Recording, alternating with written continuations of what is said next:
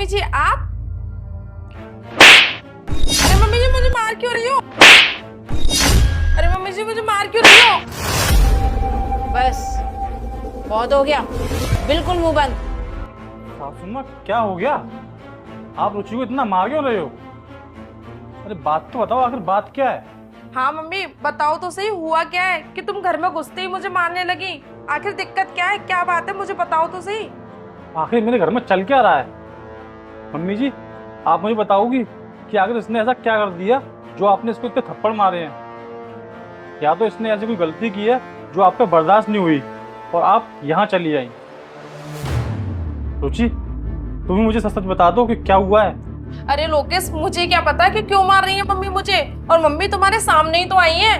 क्या हुआ मम्मी, क्या गलती हो गई मुझसे जो तुम मुझे मारे जा रही हो? अब तू बताती है सच सच या मैं बताऊं? बेटा, मैं बताता हूँ तुझे आखिर बात क्या है। जब तू ऑफिस चला जाता था ना, तो बहू मुझ पर बहुत अत्याचार करती थी। सारे दिन घर का काम करवाती थी, सफाई करवाती थी।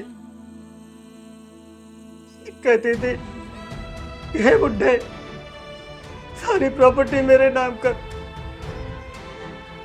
तो तेरे बेटे को तलाक दे दूंगी, ये धमकी देती थी। इसलिए बेटा, क्या हो बुड्ढे, बहुत मजा आ रहा है ना काम करने में? तुझसे मैं कितने टाइम से बोली हूँ कि ये प्रॉपर्टी मेरे नाम कर दे, लेकिन तेरे समझ में नहीं आ रहा ना। मैं तेरे सामने हाथ जोड़ता हूँ,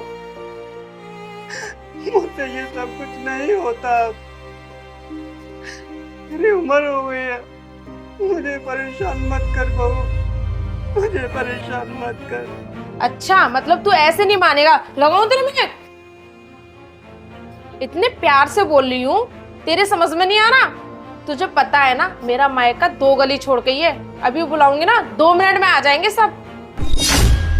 और तुम दोनों पर ना झूठा आरोप लगा दूंगी कि तुम दोनों बाप बेटे ना मिलकर मुझे दहेज के लिए मारपीट करते हो। तुम इस एरिया में नए आए हो ना, हम तो यहाँ बहुत टाइम से रह रहे हैं, तो ये मोहल्ले वाले भी ना सिर्फ हमारी बात मानेंगे। और क्या चाहते हो कि इस मोहल्ले में इतनी बेइज्जती कराऊं तुम्हारी कि धक्के देके बाहर निकाल दिए जाओ? नहीं नहीं बेटा, नहीं लोकेश, मेरी बात तो सुनो, ये झूठ बोल रहे हैं, मैंने ऐसा कुछ भी नहीं किया।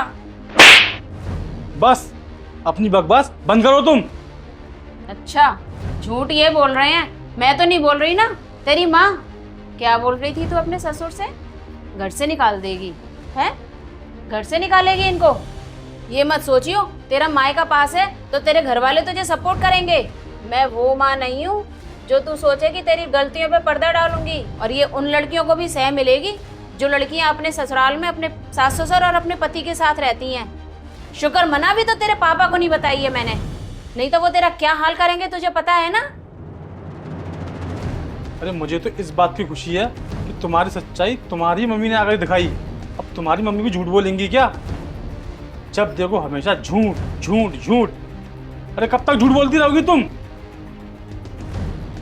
अरे प्रॉपर्टी के लालच में तुम इतनी गिर जाओगी कि मेरी पीठ पीछे मेरे ही पापा को टॉर्चर करोगी तुम। अरे घर में रहना दुश्मन कर दिया तुमने उनका।